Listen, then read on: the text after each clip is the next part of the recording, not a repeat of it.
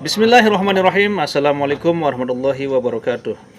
Alhamdulillahirrabbilalamin. Wassalatu wassalamu ala ashrafil anbiya wal mursalin Sayyidina Muhammadin wa ala alihi wa sahbihi ajma'in, amma ba'du. Sahabat beriman yang dirahmati Allah, syukur alhamdulillah kita bertemu lagi di channel ini. Pada kesempatan yang berbahagia ini, mari sejenak kita luangkan waktu kita untuk bersama-sama menyimak kajian yang akan disampaikan oleh guru kita. Tentunya banyak sekali ilmu, hikmah, dan manfaat yang bisa kita jadikan pelajaran dalam kehidupan kita sehari-hari. Penasaran siapa beliau? Mari kita simak bersama. Selamat mendengarkan.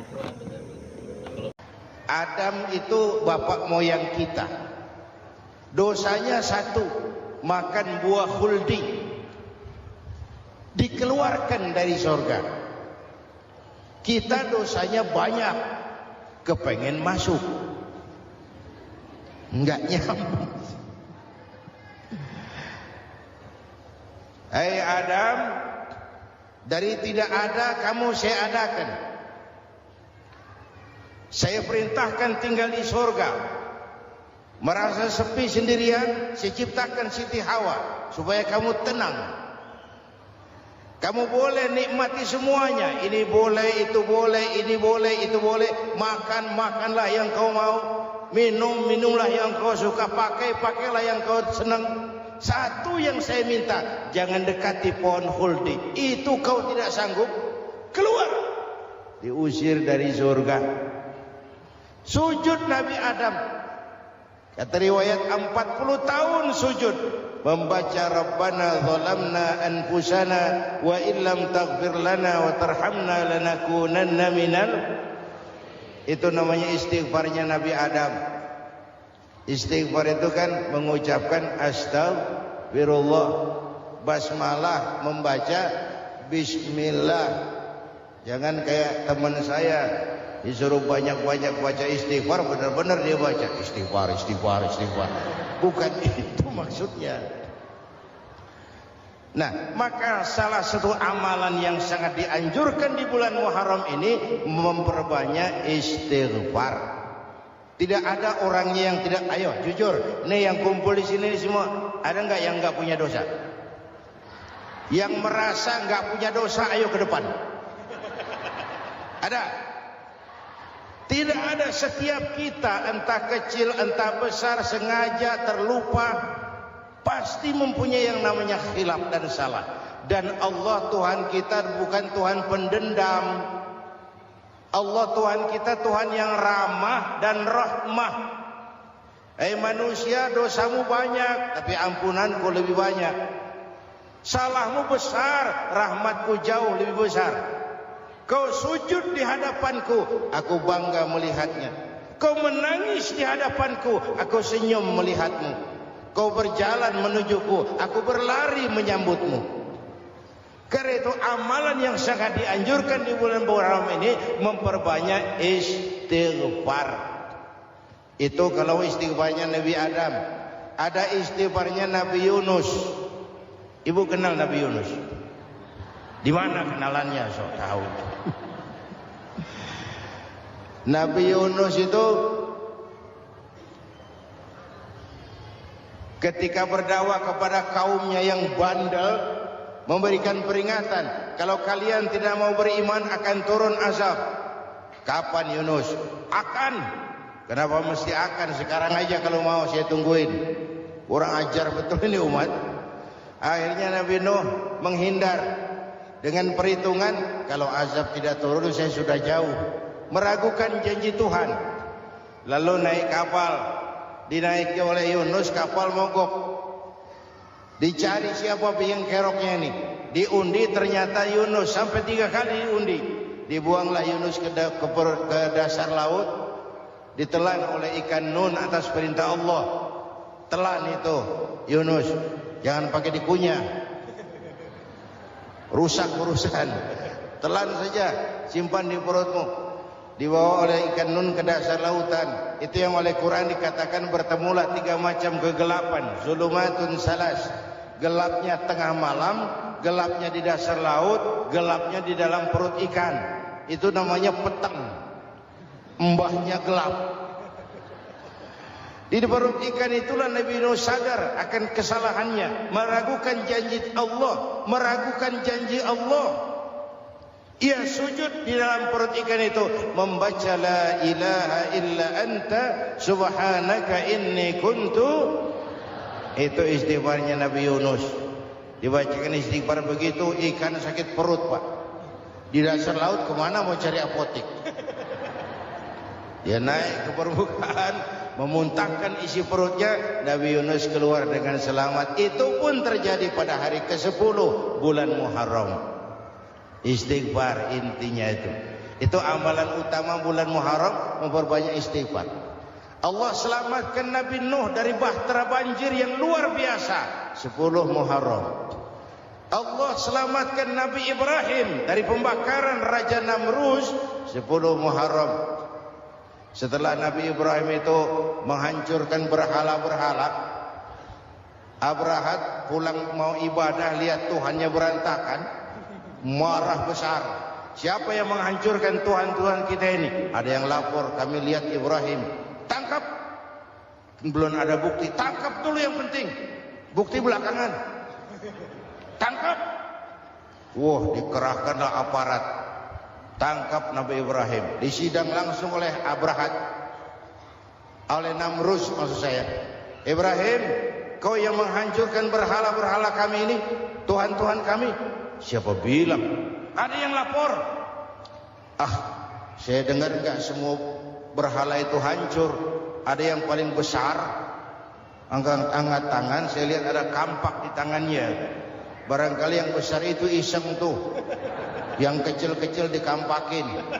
Tanya aja sama dia. Kamu gila? Kenapa? Masa kami disuruh nanya berhala? Gak bisa jawab. Gak bisa jawab. Lah kenapa disembah? Lebih gila mana? Tahu gak bisa jawab kenapa disembah? Kurang ajar kamu Ibrahim. Bakar. Dibakar. Ketika Ibrahim dilempar ke kobaran api yang menggunung, Allah perintah api, ya naru kuni bardan wa salaman ala Ibrahim. Hai api, dinginlah sampean. Api Madura waktu itu, Pak. Hai api, dinginlah sampean, selamatkan Ibrahim. Api tunduk kepada perintah Allah. Ibrahim masuk ke kobaran api, selembar rambut pun tidak terbakar. Kenapa? Apinya tunduk kepada perintah Allah. Kenapa? Karena Ibrahim orang yang takut kepada Allah. Api tunduk kepada perintah Allah. Kalau kita baca ayat itu, masuk ke api, mateng. Sudah hadirin yang saya muliakan, oleh karena itu selamatnya Ibrahim dari pembakaran Raja Namrus itu pun pada 10 Muharram. Yaumul Asyura, hari ke-10 dari bulan Muharram. Bapak Ibu hadirin hadirat yang saya cintai, sebagian kecil tentang Nabi Adam, Nabi Ibrahim dan Nabi Yunus, tapi saya belum menceritakan tentang Nabi Nuh tadi. Mengulang kaji. Nabi Nuh salah seorang rasul yang masuk ulul azmi 5 besar. Karena memang perjuangannya menggambarkan satu usaha yang ulet dan luar biasa. Beliau diberi umur 950 tahun. Lalu berdakwah selama 900 tahun. Sore, pagi, siang, malam. Dapat pengikut tidak lebih 80 orang. Rata-rata 10 tahun satu. Kalau saya minta berhenti aja jadi nabi, Pak. Ustadz mana masih mau buka pesantren? 10 tahun buka pesantren, yang nyantri cuma 1. Pedagang mana yang masih mau dagang? 10 tahun dagang, yang beli 1. Pimpinan partai mana yang masih mau kampanye? 10 tahun buka partai, yang nyoblos 1. Bangkrut.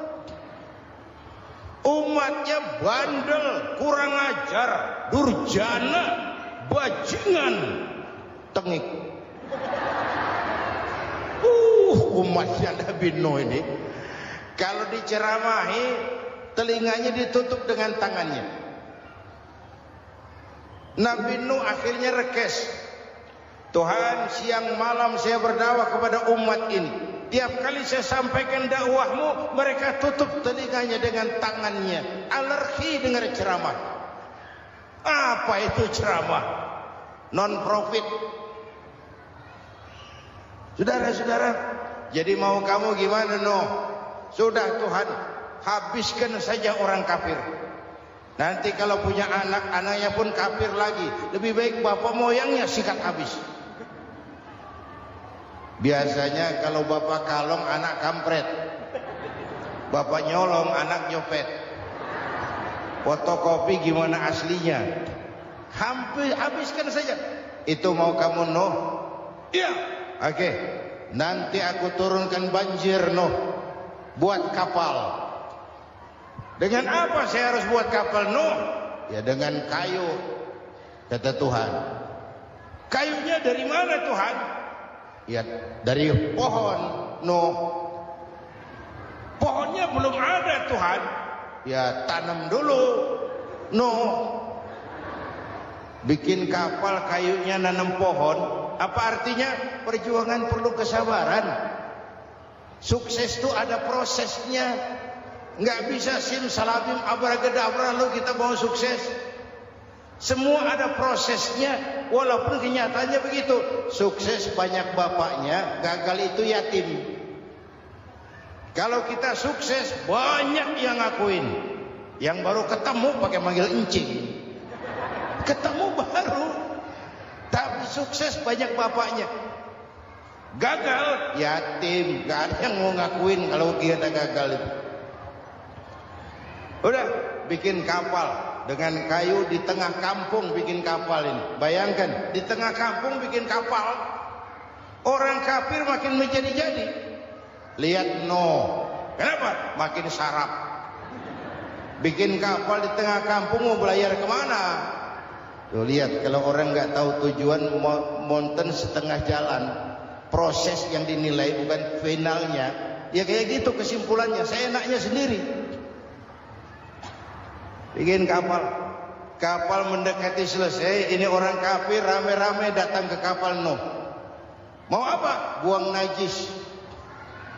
Sakit perut berangkat ke kapal Nabi Nuh. Nongkrong. Dapat 2-3 tumpuk pulang.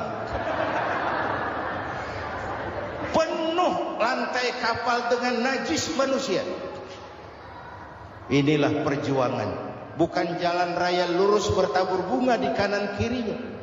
Banyak ondak dan duri, fitnah, caci maki, antipat, segala macam. No. Ada orang tua dasar kafir, kurang ajar, sudah stroke berangkat juga ke kapal Nuh. Mau buang najis, pincang-pincang digotong orang. Selesai buang najis dia bangun mau pulang, pegangan tiang kapal terpleset jatuh di atas tumpukan najis.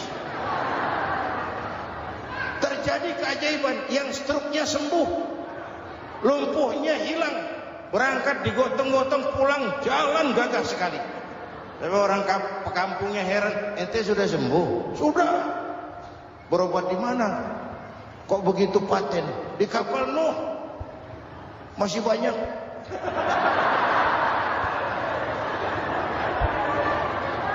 Yang berasa perlu obat bawa rantang.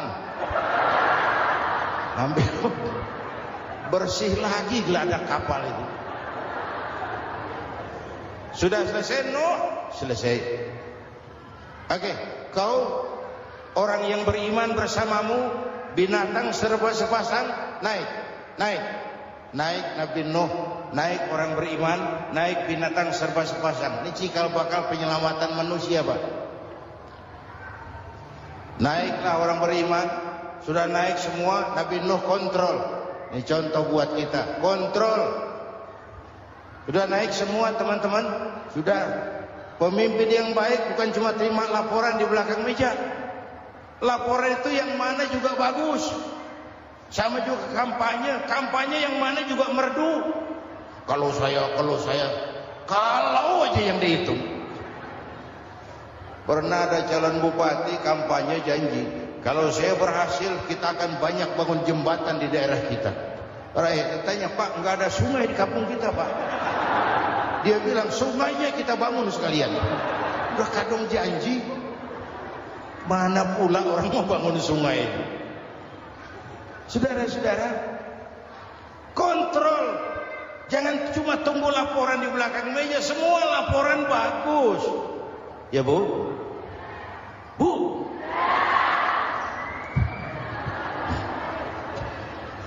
Nabi Nuh kontrol. Sudah naik semua? Sudah, Nuh. Pulan bin Pulan naik. Naik, Nuh. Paimin bin Tukijo. Naik, naik. Kami lihat naik. Ada orang Jawa juga, Kiai? Ada. Sudah kontrol. Kanan anak saya ikut nggak naik kapal? Kami tidak lihat itu, Nuh. Kanan. Ini potret.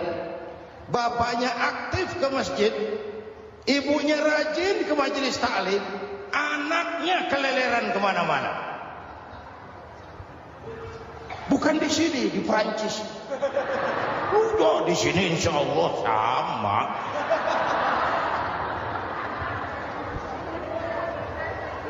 Nuh karena sayang anak, Nuh karena cinta anak, Nuh karena tanggung jawab anak, cari naik ke atas kapal.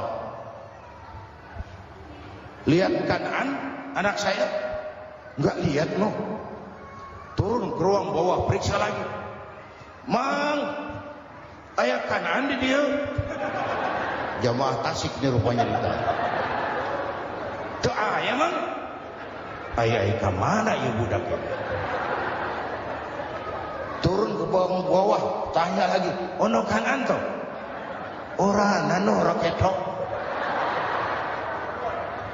Rombongan Jawa Tengah naik ke atas buritan. Dari buritan kelihatan ternyata Kanaan tidak ikut naik kapal, kumpul di darat bersama orang kafir. Ini potret kita sekarang.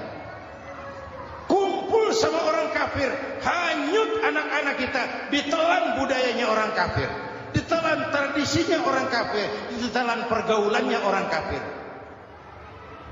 Nuh karena sayang anak dari atas manggil. Dalam Quran dijelaskan itu. Karena Nabi Nuh di atas, Kanaan di bawah, teriak, ya bunayyarkam ma'ana. Begitu dalam Quran ayatnya. Coba ini pakai gaya memanggil supaya kelihatan kegambar. Kira-kira Nuh manggilnya begitu. Ini namanya gaya dakwah, Pak. Kalau ceritanya datar nggak menarik, maka Nuh memanggil Kanaan, ya bunayyarkam ma'ana. Kata yang dengar, ini gaya orang manggil, ya bunayyarkam ma'ana. Kanaan kesini nak, naik kapal sama papi. Kata Kanaan di bawah itu, enggak mau papi, John di sini saja. Kata Nuh, jangan nak, Allah sedang murka, akan turun banjir. Kalau datang banjir papi, sa'awi ila jabalin ya'simuni minal ma'. Saya akan naik ke gunung tinggi yang bisa menyelamatkan saya dari banjir. Kanaan naik ke gunung, gunung dihantam banjir, Kanaan mati. Sampai sekarang. Yang kelima, Nabi Musa, kisah Muharramnya ini. Lahir dalam kondisi yang sulit. Karena Fir'aun mimpi akan lahir seorang anak dari keturunan Bani Israel yang akan menghancurkan kerajaannya.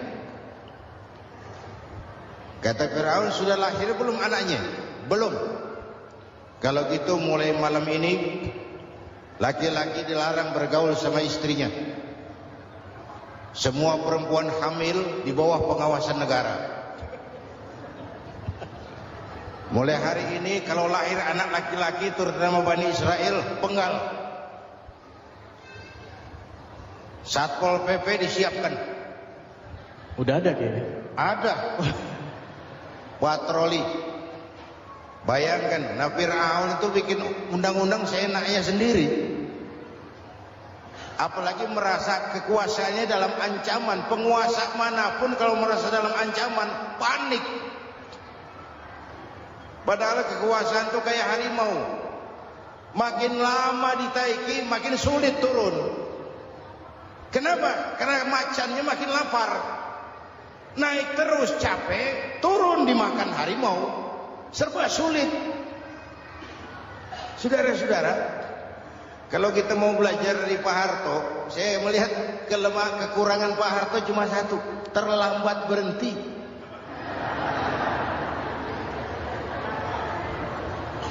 Terlambat berhenti.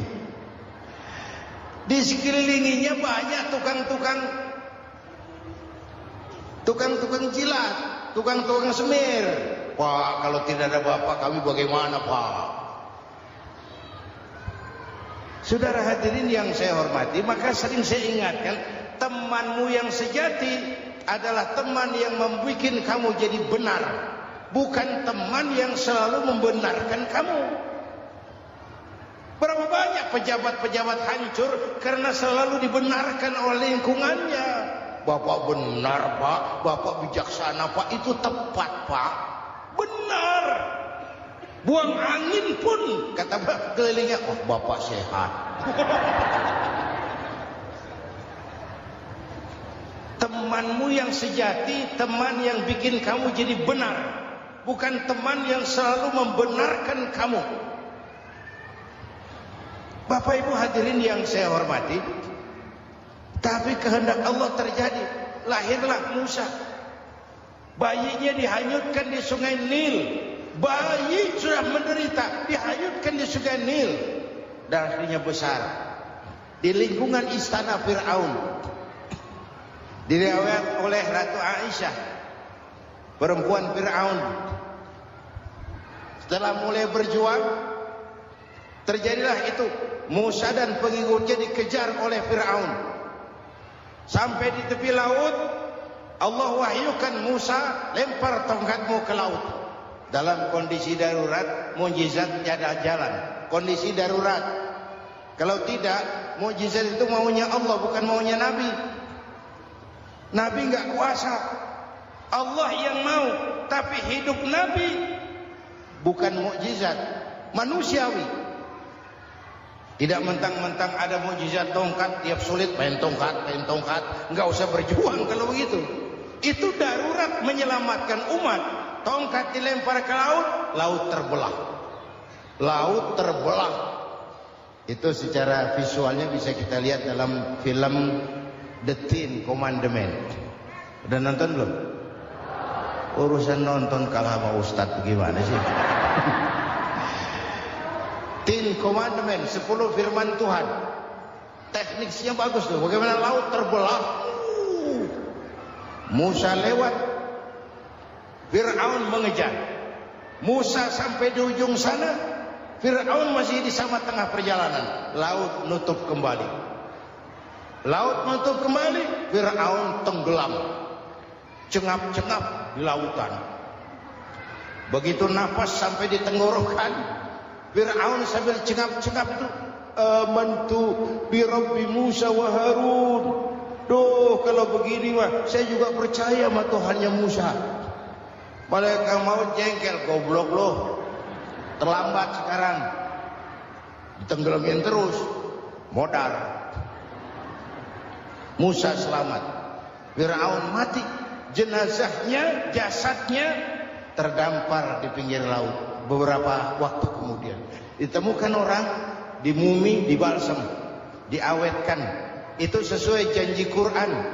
Wa kadzalika nunajjika bi badanika litakuna liman khalfaka ayah. Kami selamatkan badan kamu agar jadi pelajaran bagi orang-orang sesudah kamu nanti. Janji Quran tepat. Janji itu 14 abad yang lalu. Jasad Fir'aun ditemukan di mumi, diawetkan, dibalsam di bawah nama Farao Ramses II. Sekarang tersimpan di Museum Negara di Mesir.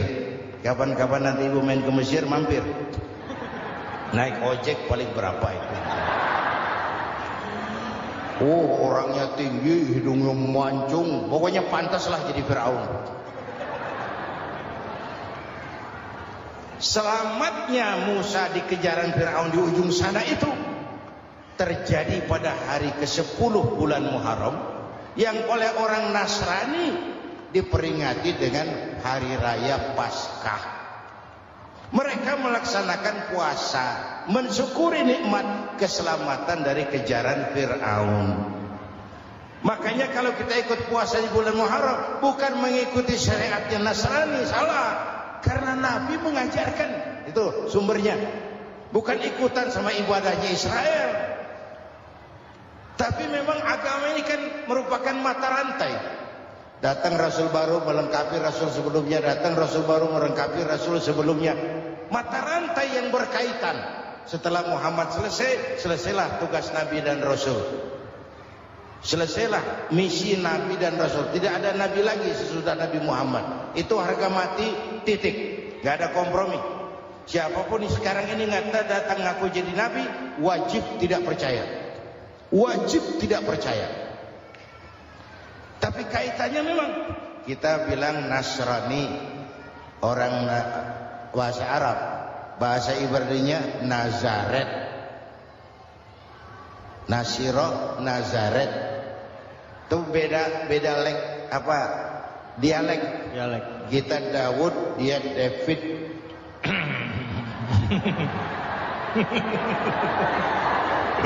Ibrani. Kita Ali, dia Alek. Kita Sulaiman, dia Solomon. Kita Camat, dia Comot. Ini yang ngomong ini comot semua. Bapak dan Ibu jamaah yang saya cintai, pertanyaan pertama, hijrah qalbiyah. Ada hijrah badaniyah, hijrah fisik yang dilakukan Nabi dan sahabat dari Mekah ke Madinah. Itu hijrah badaniyah. Ada hijrah qalbiyah, hijrah hati. Dan ini yang kita perlukan sekarang. Karena refleksinya akan membias kepada alur kehidupan. Kalau hati kita mau berhijrah, fisik akan mengikuti. Hijrah dari tempat, dari malas ibadah menjadi rajin ibadah.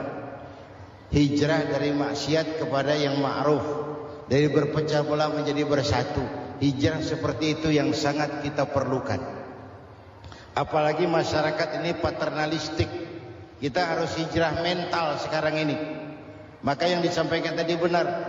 Seorang ketua MK siap mengundurkan diri kalau terbukti anak buahnya terlibat suap. Itu walaupun siap, tapi sudah angin segar buat rakyat. Bahwa masih ada banyak insya Allah pejabat kita yang punya harga diri. Walaupun ada juga pejabat kita yang muka tembok, kulit badak, kuping kebo. Muka tembok, kulit badak, kuping kebo. Biasanya kalau kereta api tabrakan di negara-negara maju, Menteri Perhubungannya mundur. Di kita petugas palang pintu dipecat. Jauh sekali menteri sama petugas palang pintu.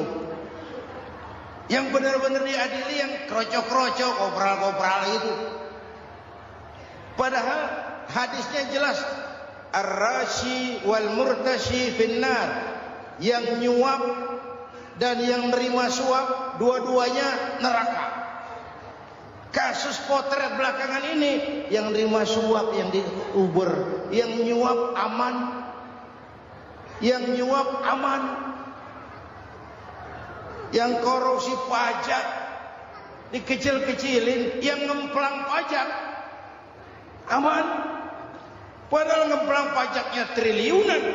Padahal dia sudah dikasih fasilitas oleh negara mengelola sumber daya alam negara yang artinya milik rakyat.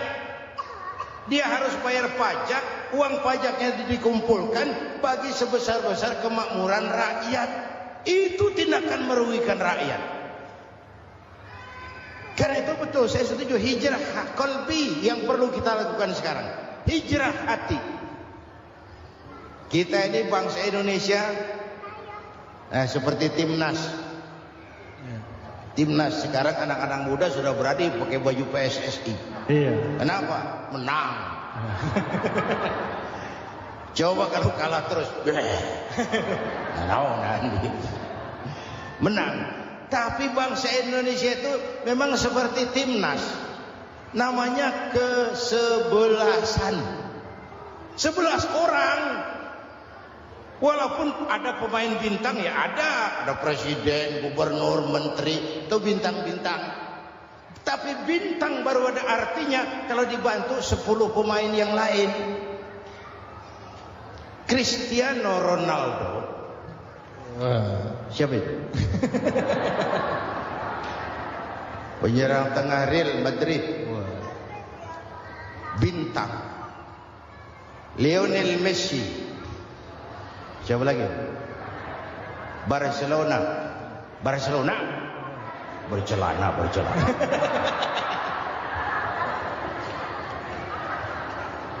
Michael Rooney, bintang Manchester United.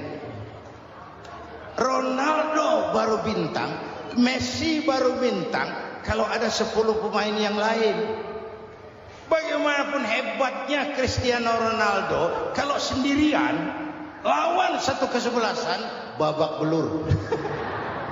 Itulah kita, bangsa Indonesia, kita satu kesebelasan.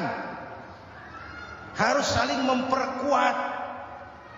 Ada bangsa kita ini yang jadi jaksa, ada yang jadi hakim, ada yang jadi polisi. Itu posisi penyerang tengah, kiri luar, kanan dalam, back, striker, kiper, posisi. Tapi sadar kita satu kesebelasan, Bung. Jangan bikin gol ke gawang sendiri. Kalau punya bola bagus, operan dong sama temannya. Yang bisa menciptakan gol, operan. Ada yang jadi pengusaha besar, bagus boleh. Punya untung besar, operan. Kasih masjid, kasih pesantren, operan.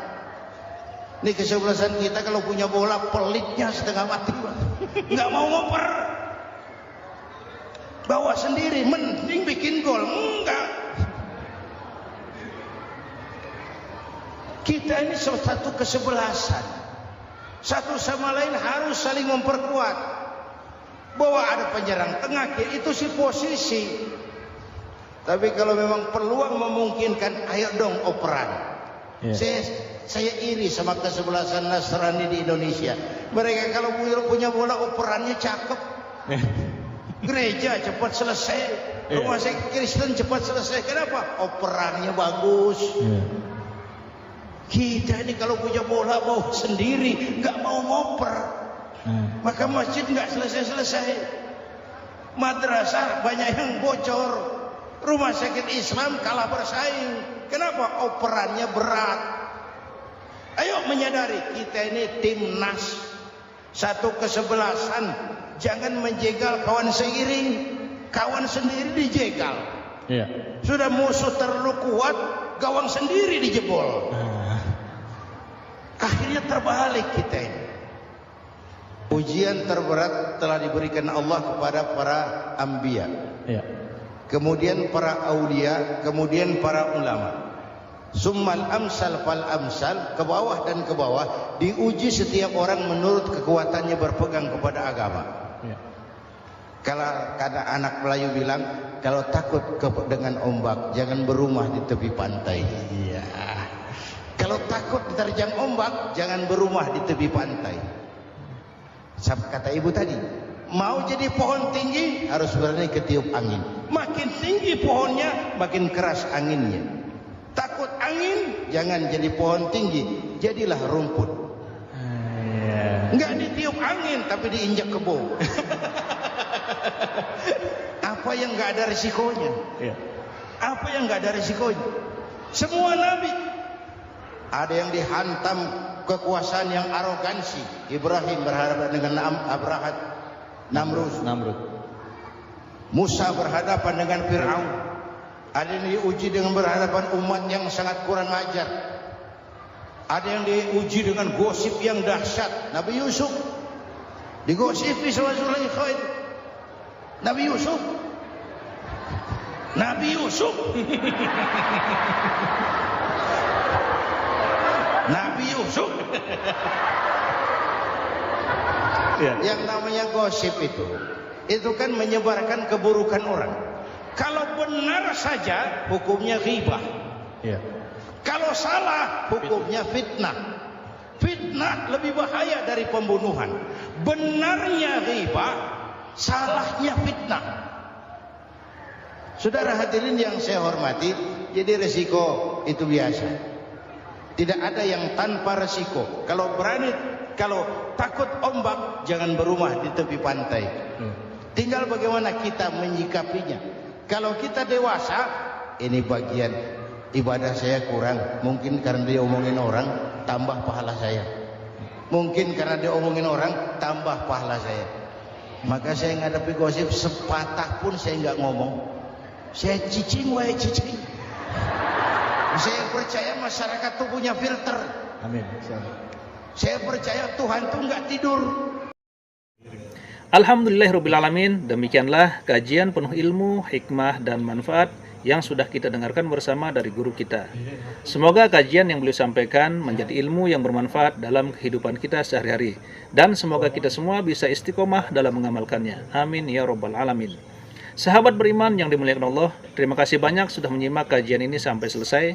Doa dan harapan saya, semoga sahabat semua selalu diberikan kesehatan, dimudahkan segala urusannya, dan dilancarkan rezekinya. Amin ya rabbal alamin. Demikian yang dapat saya bagikan, kurang lebihnya mohon maaf. Sampai bertemu lagi di kajian berikutnya. Wabillahi taufik wal hidayah. Wassalamualaikum warahmatullahi wabarakatuh. Setelah kita mendengarkan bersama kajian yang sangat luar biasa dari guru kita, sekarang mari kita lanjutkan aktivitas kita masing-masing. Semoga kajian yang beliau sampaikan kepada kita semua menjadi ilmu yang bermanfaat dalam kehidupan kita sehari-hari. Dan semoga kita semua bisa istiqomah dalam mengamalkannya. Amin ya rabbal alamin. Buat sahabat semua, saya ucapkan selamat beraktivitas dan sukses selalu. Sampai bertemu lagi di kajian berikutnya. Wassalamualaikum warahmatullahi wabarakatuh.